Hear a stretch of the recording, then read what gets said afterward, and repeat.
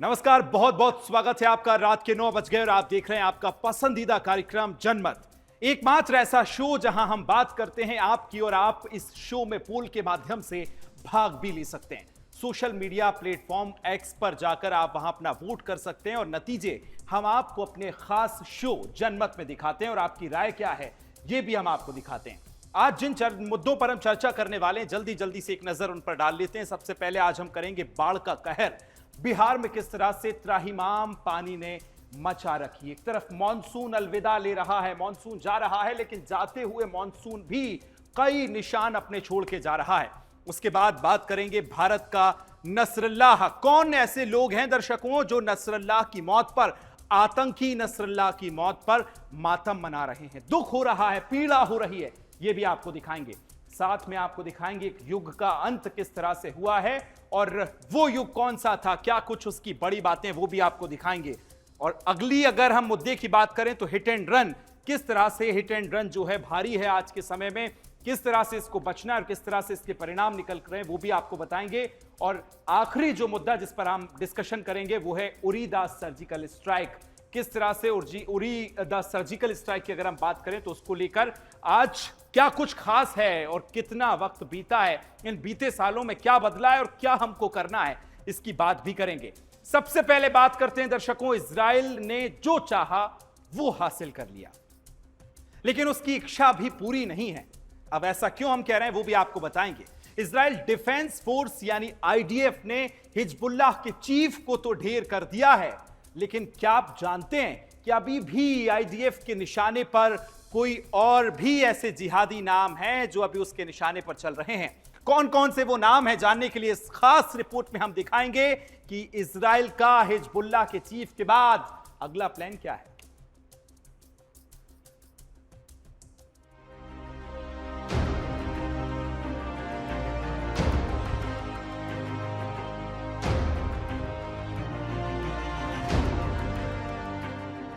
Israel ने शुक्रवार को हिजबुल्लाह के प्रमुख नसरुल्लाह को मार गिराया है। इजरायली सेना ने इसे ऑपरेशन न्यू ऑर्डर का नाम दिया। खुद इजरायली वायुसेना ने इसका खुलासा करते हुए बताया कि कैसे उसने इस खुफिया मिशन को सफलतापूर्वक अंजाम दिया। साथ ही सेना ने अपने अगले निशाने का भी खुलासा किया है। लेकिन इसी बीच एक बात पर पूरी दुनिया का फोकस रहा है और वो ये थी कि आखिर नसरुल्लाह कौन था और कितना पावरफुल था। तो आपको बताते हैं कि कौन है हसन नसरुल्लाह। हसन नसरुल्लाह का जन्म 31 अगस्त 1960 को हुआ। बैरूत के उत्तरी बुर्ज हमूद उपनगर में इसका जन्म हुआ। 1975 में शुरू हुए लेबनानी गृह युद्ध से प्रभावित हुआ। फरवरी 1992 में नसरुल्लाह हिजबुल्लाह का महासचिव बना। नसरुल्लाह एक प्रतिभाशाली सार्वजनिक वक्ता था। साल 1992 में हिजबुल्लाह का चीफ बना नसरुल्लाह 64 साल की उम्र में अब्बास अल मुसाबी की जगह ली। लेबनान का सबसे ताकतवर व्यक्ति माना जाता था। अब ऐसा नहीं है कि नसरुल्लाह के खात्मे के साथ इजराइल का अग्निपथ खत्म हो गया है। इजराइल की लिस्ट में अभी कई और नाम शुमार हैं। अब नए कमांडर सफीउद्दीन पर भी उसकी नजर है। दरअसल हाशिम सफीउद्दीन हसन नसरुल्लाह का चचेरा भाई है। 1964 में दक्षिणी लेबनान के डेर कानून एन नहर में जन्मे हाशिम सफीउद्दीन एक प्रमुख लेबनानी शिया मौलवी और हिजबुल्लाह का सीनियर नेता है। हसन नसरुल्लाह के मारे जाने के बाद से हिजबुल्लाह के लड़ाकों में भी एक डर पैदा हो गया है।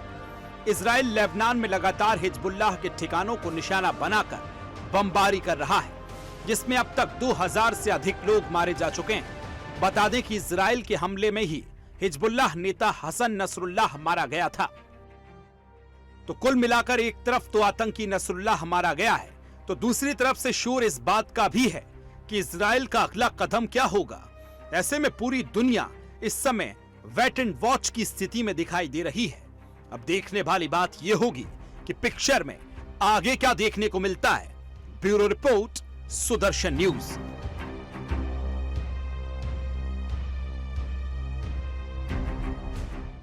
तो आपने देखा कि किस तरह इजराइल ने हिजबुल्लाह के चीफ नसरल्लाह को अंतिम उसकी विदाई कर दी है, ढेर कर दिया है। जो आतंक का अंत कल तक फैलाता था, उसका अंत किस तरह से होता, यह दुनिया को इजराइल ने दिखा दिया है। अब क्या इसकी मौत पर किसी को दुख हो सकता है? यह बड़ा सवाल है। अगर हम आपसे सवाल कहें तो बेशक आपका जो जवाब होगा वो ना में होगा कि भाई इससे किसी को आखिर दुख क्यों होगा, जो आतंक फैला रहे हैं उससे किसी को हमदर्दी क्यों होगी। लेकिन जी हां दर्शकों, अब आगे कुछ हम ऐसा ही आपको दिखाने वाले हैं जिसके बाद शायद आप भी चौंक जाएंगे। हिजबुल्लाह के चीफ नसरल्लाह की मौत के बाद भारत में कुछ लोगों के अंदर शोक की लहर फैल गई है। भारत का खाकर आतंक का गुणगान करने वाले पाखंड के लोग आज नसरल्लाह की मौत पर आंसू बहा रहे हैं, दुख हो रहा है। और यह कोई और नहीं बल्कि कश्मीर की पूर्व मुख्यमंत्री और पीपल्स डेमोक्रेटिक पार्टी की अध्यक्ष महबूबा मुफ्ती हैं, जो नसरल्लाह की मौत पर शोक जताते हुए अपना चुनाव प्रचार रद्द कर रही हैं। दर्शकों, एक्स पर ट्वीट करके अपना दुख जता रही हैं। और ये वही नेता हैं जो एक छोटी सी बात कहकर समाज में एक बड़ा संकेत देते हैं और इनसे इंस्पायर होने वाले लोग सड़कों पर उतर जाते हैं। और आज कुछ इस तरह की तस्वीरें ही कश्मीर में नजर आई हैं। ये गोली तो नहीं चला सकते हैं, लेकिन अपने शब्दों की गोली जरूर चलाते हैं। कश्मीर में विधानसभा के चुनाव हो रहे हैं, लेकिन वोट बैंक की राजनीति के लिए आतंक परस्त नेता किस हद तक गिर सकते हैं यह कहना मुश्किल है, क्योंकि इसकी बानगी पेश करती तस्वीरें आज जम्मू कश्मीर से आपके सामने आई हैं। महबूबा मुफ्ती पर बीजेपी नेता कविंदर गुप्ता ने कहा कि दुनिया भर में आतंक फैलाने वाला नसरल्लाह का मर जाना ठीक है, लेकिन महबूबा मुफ्ती के मगरमच्छ के आंसू हैं और लोग इसके पीछे की मंशा समझते हैं। इस तरह के षड्यंत्र करने से कुछ होने वाला नहीं है।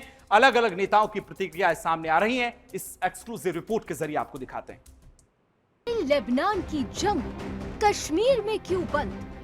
नसरल्लाह की मौत से दुखी अब्दुल्लाह मुफ्ती। बांग्लादेश पर खामोशी, नसरल्लाह पर मातम पुरसी। जम्मू कश्मीर में नसरल्लाह की मौत से मातम क्यों? ये तस्वीर है साल 2016 की। ये तस्वीर है कश्मीर के बदलते वक्त की। वो वक्त जब भारतीय सेना ने एक बड़ी जीत हासिल की, लेकिन चंद घंटों में ही कश्मीर की सड़कों पर ये सैलाब इस बात का प्रमाण है कि देश में रहकर देश हित की बातें करने वाले ही कश्मीर को आतंक की आग में धकेलना चाहते हैं। ऐसा हम इसलिए कह रहे हैं, ये तस्वीरें आज आपको एक बार फिर याद इसलिए दिला रहे हैं क्योंकि साल 2016 से साल 2024 में जम्मू कश्मीर में चाहे कुछ बदला हो या नहीं, लेकिन एक चीज जो नहीं बदली वो है पीडीपी प्रमुख महबूबा मुफ्ती के आतंक और आतंकियों के प्रति बहते आंसू। ये वो वक्त है जब पूरा देश आतंकी बुरहान वानी की मौत का जश्न मना रहा था, तो वहीं महबूबा मुफ्ती उसे शहीद कहकर आंसू बहा रही थी। है कि हमें ये मालूम था 3 मिलिटेंट वहाँ हैं, पर ये मालूम नहीं था कौन कौन है वहाँ पर। इसलिए मैं उनकी बात पे क्या कह सकती हूँ। मेरा ये है कि अगर इनको पता होता तो शायद इस तरह से मैं इस वक्त जब आपके हालात सुधर रहे हैं तो मैं समझती हूँ कि वो एक चांस हो सकता था, मगर चूंकि पुलिस इंटेलिजेंस एजेंसी ये कहती है कि उनको ये मालूम था वहाँ कोई 3 मिलिटेंट है। अब जरा आज की तस्वीर देखिए। आतंकी का चेहरा तो बदल गया, लेकिन नहीं बदली तो वो है आतंक के प्रति महबूबा के प्रेम की फितरत। जम्मू कश्मीर विधानसभा चुनावों के बीच पीडीपी प्रमुख महबूबा मुफ्ती ने लेबनान के कट्टरपंथी इस्लामिक आतंकी संगठन हिजबुल्लाह के चीफ हसन नसरल्लाह की मौत पर दुख जताया है। महबूबा ने नसरल्लाह की तुलना शहीदों से कर दी।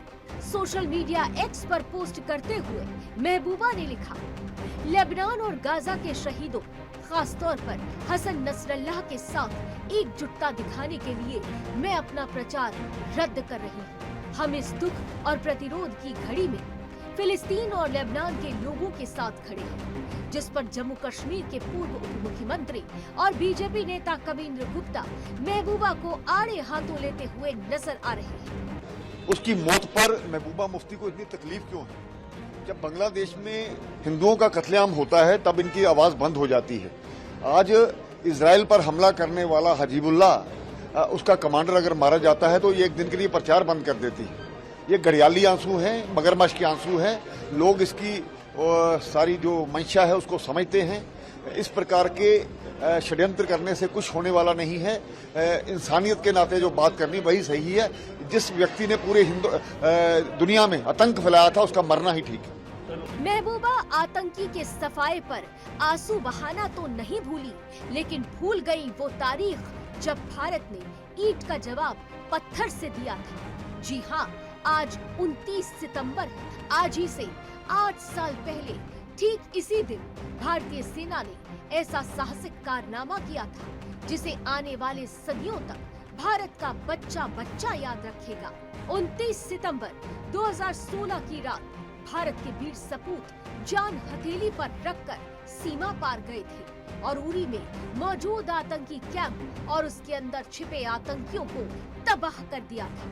तभी तो अक्सर प्रधानमंत्री मोदी भी ये कहते हैं कि ये नया भारत है जो घर में घुस कर मारता है और गोली का जवाब गोले से देता है।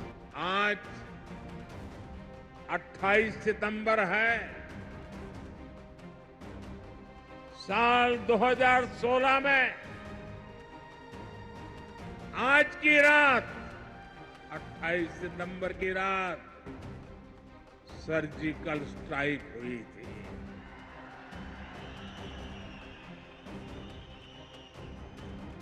भारत ने दुनिया को बता दिया था ये नया भारत है, ये घर में घुसकर मारता है। लेकिन इन सब के बीच सवाल ये है कि एक तरफ तो हमारे वीर सपूत आतंकियों को उसी के गढ़ में घुसकर खत्म कर रहे हैं, वहीं दूसरी तरफ दुनिया के लिए आतंक का पर्याय बन चुका हिजबुल्लाह चीफ नसरल्लाह की मौत पर आंसू बहाने वाली महबूबा मुफ्ती की आंखों का पानी बांग्लादेश में हिंदुओं पर हो रहे अत्याचार पर क्यों सूख जाता है? बुरहान वानी हो, अफजल गुरु हो या फिर नसरल्लाह, महबूबा इन सभी के मरने पर आंसू आखिर क्यों बहाती है? क्या महबूबा को इन आतंकियों से प्रेम है या महबूबा आतंकियों के नाम पर वोट बटोरने का काम कर रही है? Bureau report, Sudarshan. तो इस रिपोर्ट में आपने सुना प्रधानमंत्री कह रहे थे कि ये नया भारत है, नए तरह से चलता है, नए तरह से जवाब देता है। लेकिन इस नए भारत में कुछ लोग ऐसे भी पुराने हैं जिनकी सोच वही है, इसलिए ये वही लोग हैं जो सपने भी पुराने दिखाते हैं। 370 के पहले वाले आज भी सपने दिखाते हैं और ये वही लोग हैं जिनको आतंक के आकाओं की मौत पर आंसू भी ये बहाते हैं।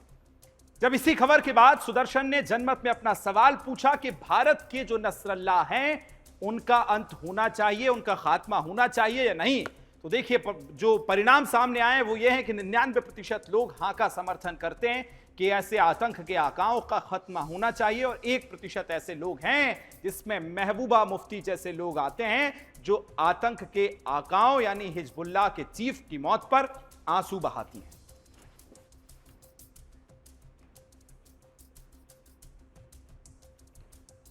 तो चलिए अब आगे बढ़ेंगे, जनमत की दूसरी खबर की तरफ रुख करेंगे जहां बिहार में कोसी नदी का रौद्र रूप अब देखने को मिल रहा है, जिसके बाद पूरे उत्तर बिहार में बाढ़ की स्थिति पैदा हो गई है।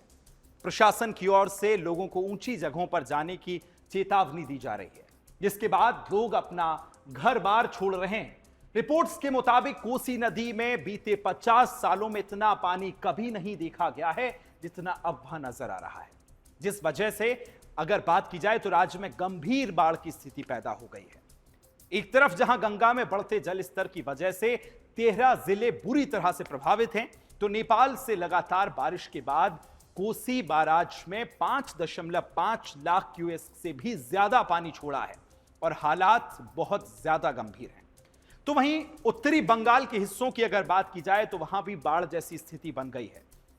बंगाल में बाढ़ से बने हाल पर पश्चिम बंगाल की मुख्यमंत्री ममता बनर्जी ने कहा कि उत्तर बंगाल में नेपाल से कोसी का 5 लाख क्यूसेक टन पानी छोड़ा जाना एक बड़ा कारण है जिससे पानी बिहार और बंगाल में आज रौद्र रूप में नजर आ रहा है। कूच बिहार, जलपाईगुड़ी, अलीपुरद्वार जैसे इलाके से प्रभावित हैं और मालदा, मुर्शिदाबाद, दक्षिण दिनाजपुर के कुछ जगहों पर बाढ़ जैसी आशंकाएं देखने को मिल रही हैं। इन जिलों में 13 ऐसे जिले आते हैं जिनमें बाढ़ की चेतावनी जारी की गई है। आपदा प्रबंधन विभाग के अनुसार राज्य के 20 प्रखंडों में 1,40,000 से अधिक लोग बाढ़ से प्रभावित हैं। पानी के दबाव को कम करने के लिए सुपौल जिले में कोसी बैराज के सभी 56 गेट्स खोल दिए गए हैं। पानी की अधिकता को देखते हुए भारत नेपाल सड़क को अगले आदेश तक के लिए बंद कर दिया गया है। वहीं वाल्मीकि नगर गंडक बैराज से 5.5 क्यूएस लाख पानी छोड़े जाने के बाद बैराज के सभी 36 गेट्स ओपन कर दिए गए। बड़ी मात्रा में पानी छोड़े जाने के बाद प्रदेश में बाढ़ प्रभावित क्षेत्रों के 13 जिलों की 140 ग्राम पंचायतें अब बाढ़ से प्रभावित हो रही हैं।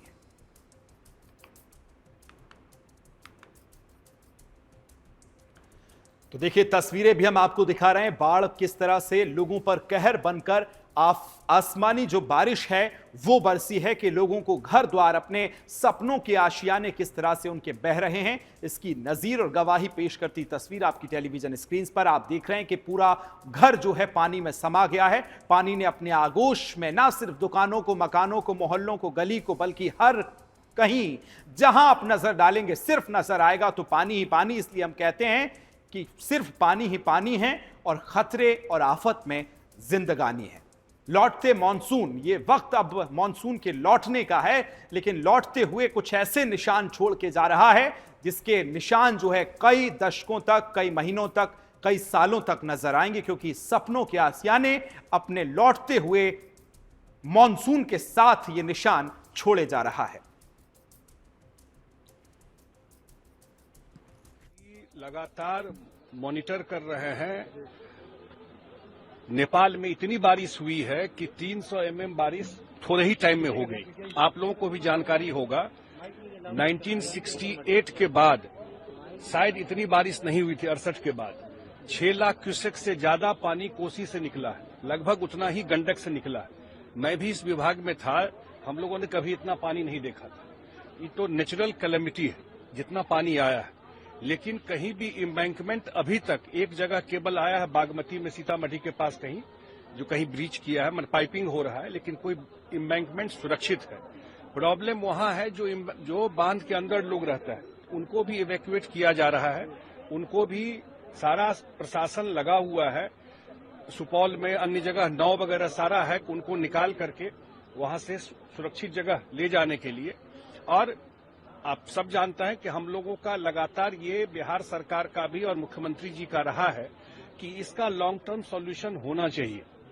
और ये ट्रेजेडी जो अभी विपदा आई है, ये इतनी बारिश हो रही है, इसमें आप कुछ है नहीं अपने हाथ में।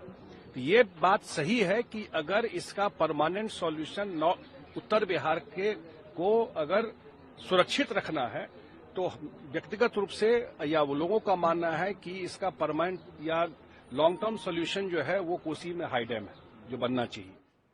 तो इस आपदा के बाद सियासतदान अपनी अपनी बातें कह रहे हैं, लेकिन जनमत का सवाल यह है कि बाढ़ से निपटने के लिए क्या सरकार की इच्छा शक्ति में कमी है। जब इस पर हमने सवाल किया तो सोशल मीडिया के माध्यम से किस तरह के परिणाम आए।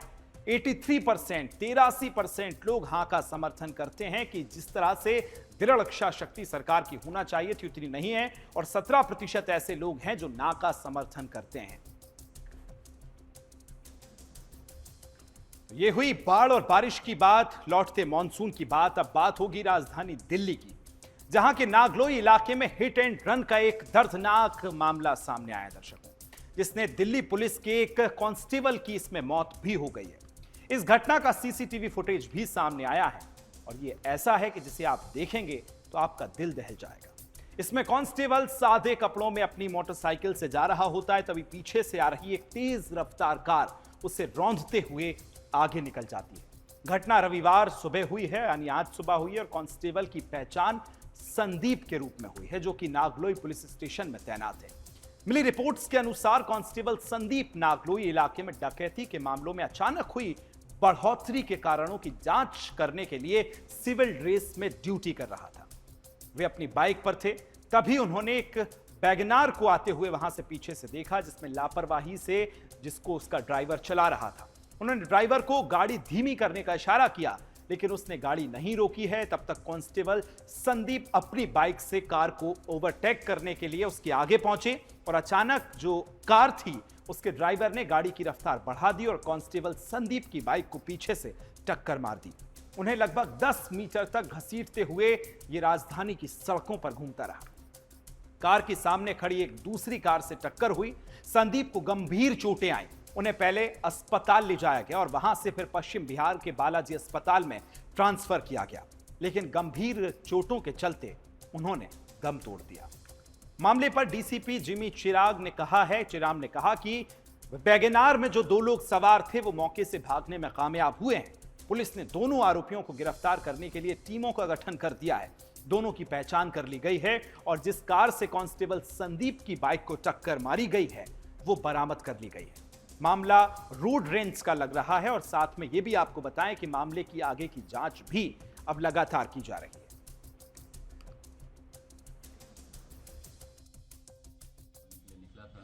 एंड वीना एनक्लेव के सामने जब लेफ्ट टर्न कर रहे थे तो लेफ्ट टर्न के दौरान एक दूसरा व्हीकल वहां पे 4 व्हीलर था वैगनार, एंड उसको क्रॉस करने के लिए उसको जब क्रॉस करके निकला तो शायद उनके बीच में रोकने के लिए कुछ बात हुई होगी, लेकिन जब वो आगे निकल गया तो व्हीकल ने सडनली एक्सीलरेट किया है और पीछे से टक्कर मारा और अराउंड जो एज पर जो मौका दिखा है 10 मीटर के करीब जो है ड्रैग किया और दूसरे व्हीकल में हिट किया, जिससे कि क्रश हो गया और क्रश होने की वजह से हेड इंजरी बहुत सीरियस हो गया और इसी आई थिंक हेड इंजरी की वजह से डेथ हुआ और दो पीएम जो करेंगे उससे हमें फर्दर वेरीफाई हो जाएगा। विदेश मंत्री एस जयशंकर ने संयुक्त राष्ट्र महासभा को संबोधित किया। इस दौरान चीन और पाकिस्तान को उन्होंने जमकर घेरा है, तो वहीं युद्ध के इस खेमे में दुनिया की क्या स्थिति है यह भी उन्होंने स्पष्ट किया है। लेकिन पाकिस्तान पर दिए गए उनके इस बयान ने दुनिया भर में पड़ोसी देश की फिर से एक बार किरकिरी करा दी है। क्या ऐसा बयान दिया है और क्या संकेत एस जयशंकर ने दिए हैं? कई महत्वपूर्ण पहलू हैं उनके इस बयान के। दर्शकों, आपको सुनाते हैं इस एक्सक्लूसिव रिपोर्ट के जरिए। कदर कंगाली में डूबा हुआ है ये तो आप जानते हैं, लेकिन फिर भी ये जानना जरूरी है कि इस समय पाकिस्तान में क्या कुछ आर्थिक हालात पैदा हुए हैं। आर्थिक कंगाल पाकिस्तान के हालात, नए उपकरणों की खरीद पर रोक लगी है, वाहनों मशीनों की बिक्री पर रोक है, खिलाड़ियों को प्रॉपर ट्रेनिंग नहीं है, किराने के सामान पर महंगाई की मार है, पेट्रोल डीजल की बढ़ती कीमतें। जयशंकर ने सिर्फ पाक को ही नहीं बल्कि चीन को भी जमकर लताड़ा। उन्होंने साफ तौर पर क्लियर कर दिया कि भारत के साथ चीन का क्या रुख है। इससे पहले भी कई बार वैश्विक मंचों पर वह चीन के साथ रिश्तों पर बयान दे चुके हैं और मीडिया में चल रही मनगढ़ंत थ्योरीज को क्लियर भी कर चुके हैं। एलएसी पर जयशंकर के बयान। 7 मार्च 2024 चीन ने सीज फायर के नियम को तोड़ा। 13 मई 2024 चीन कोसी की भाषा में जवाब दिया। 25 जुलाई 2024 सीमा विवाद की वजह से संबंधों पर असर। 12 सितंबर सीमा विवादों पर ट्राम में सवारी के लिए दुनिया भर के लोग कोलकाता पहुंचते हैं, लेकिन अब लोगों को कोलकाता में ट्राम नहीं दिखेगी क्योंकि इसको बंद करने का फैसला हुआ है। ट्राम कोलकाता के लोगों के लिए इस तरह से जुड़ा था कि जिस खबर के बाद काफी दुख लोगों में देखने को मिल रहा है। सोशल मीडिया पर अलग अलग प्रतिक्रियाएं सामने आ रही हैं। 150 साल पुरानी ट्राम सेवा शहर की विरासत और आकर्षण का भी केंद्र थी। ट्राम को कोलकाता की लाइफलाइन भी कहा जाता था। भारत में ट्राम को अंग्रेजों ने शुरू किया था और उसके बाद इसे पटना, चेन्नई, नासिक, मुंबई जैसे शहरों में शुरू किया गया, लेकिन कोलकाता को छोड़कर हर जगह इसे समाप्त कर दिया गया। इस कदम पर यात्री नाराज भी हुए। यात्रियों का कहना है कि इसे बंद नहीं किया जाना चाहिए। कोलकाता के लोगों के लिए, खासकर गरीबों के लिए एक जीवन रेखा के तौर पर कोलकाता में यह देखी जाती थी। अब महंगाई बढ़ गई है। बस में टिकट और टैक्सी से यात्रा करना अधिक महंगा हो गया है। ट्राम से यात्रा करने की तुलना में यह यात्रा का सबसे सस्ता साधन हुआ करता था क्योंकि यह बिजली से चलती थी। परिवहन मंत्री स्नेहसिस चक्रवर्ती ने कहा है कि इस ट्राम परिवहन का एक धीमा तरीका है ये और यात्रियों को तेज विकल्पों की आवश्यकता होती है। अब ट्राम केवल एक्सप्लेनेट से मैदान तक ही ट्राम सेवा मिलेगी, यानी कि सिर्फ एक रूट पर। बता दें कि पिछले साल 2023 में ही शहर की विरासत ट्राम सेवाओं के 150 साल पूरे होने पर कोलकाता में जश्न मनाया गया था, लेकिन आज वही लोग इसके बंद होने की खबर सुनकर भावुक और दुखी नजर आ रहे हैं।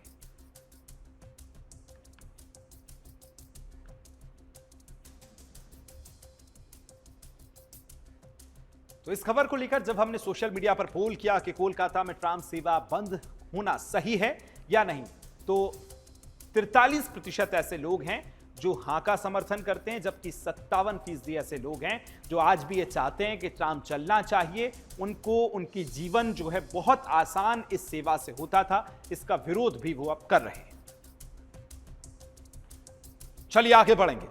आज का दिन भारत के लिए और भारतीय सेना के लिए बहुत महत्वपूर्ण है, क्योंकि आज से 8 साल पहले आज ही के दिन 29 सितंबर को भारतीय सेना ने एक ऐसा साहसिक कार्य किया था जिसे आने वाले सदियों तक भारत का बच्चा बच्चा याद रखेगा और भारतीय सेना में शामिल होने के लिए प्रेरित भी होगा, क्योंकि आज ही के दिन जवानों ने सीमा पर जाकर आतंकियों के दुस्साहस का करारा जवाब दिया था।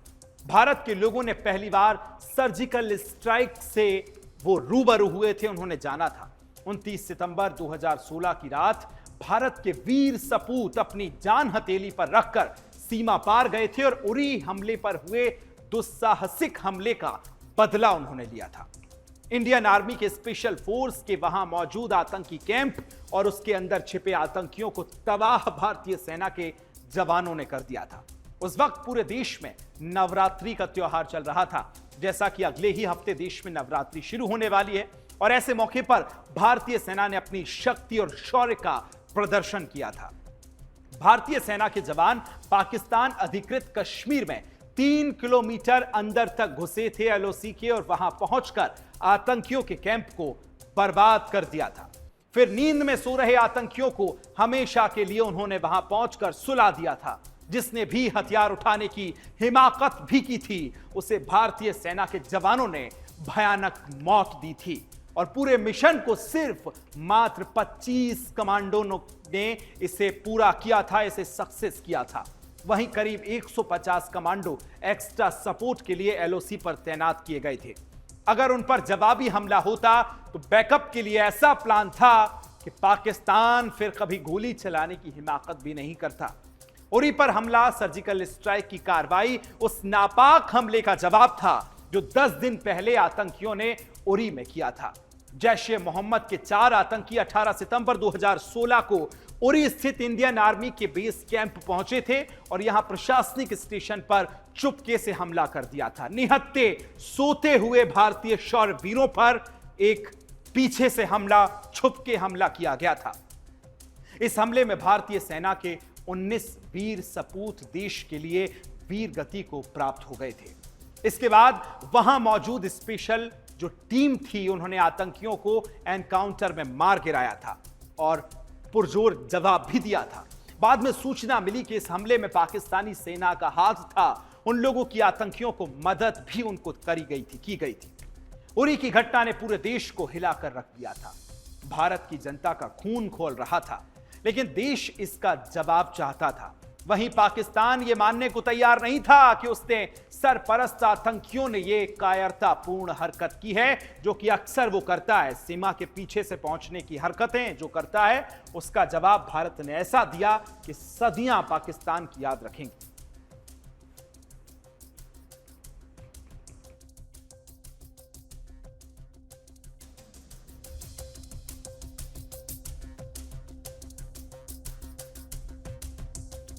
जब पाकिस्तान थर्राया था तो पाकिस्तान को ऐसा जवाब भारत ने दिया था कि उसकी सदियां याद रखेंगी कि इस तरह से कायरतापूर्वक काम वो कभी ना करे।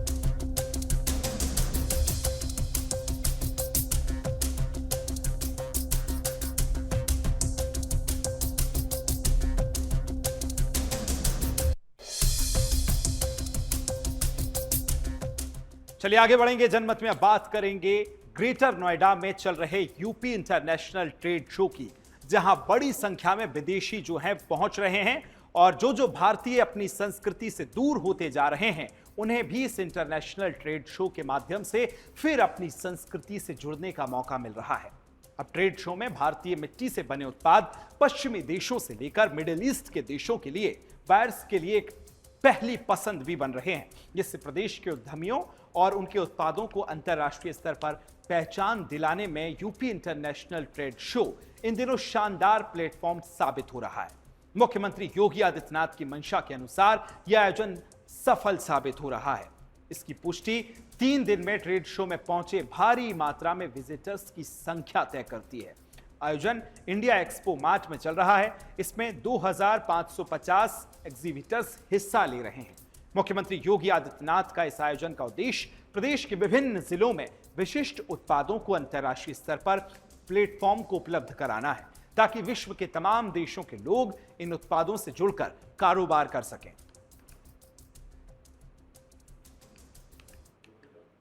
मैं आवाज स्टेट उत्तर प्रदेश से हूँ और यहाँ 5 दिन में यहाँ आने से ये फ़ायदा हुआ है कि मेरा सामान भी सेल हुआ है और प्लस ऑर्डर्स भी मिले हैं। तो मैं माननीय उत्तर प्रदेश सरकार से खुश हूँ और बधाई करता हूँ कि मुझे ऑर्डर्स भी मिले हैं और मेरा कारोबार भी आगे और बढ़ रहा है, मेरी और यहाँ पहचान भी बढ़ रही है। मैं इस प्लेटफॉर्म पे फर्स्ट टाइम आई हूँ। इस प्लेटफॉर्म पे बहुत सारे लोगों से इंटरेक्शन हुआ, उनसे बातचीत हुई, B2B बिजनेस मतलब लोगों से बात हुई। काफ़ी अच्छा लगा इस प्लेटफॉर्म पे आके।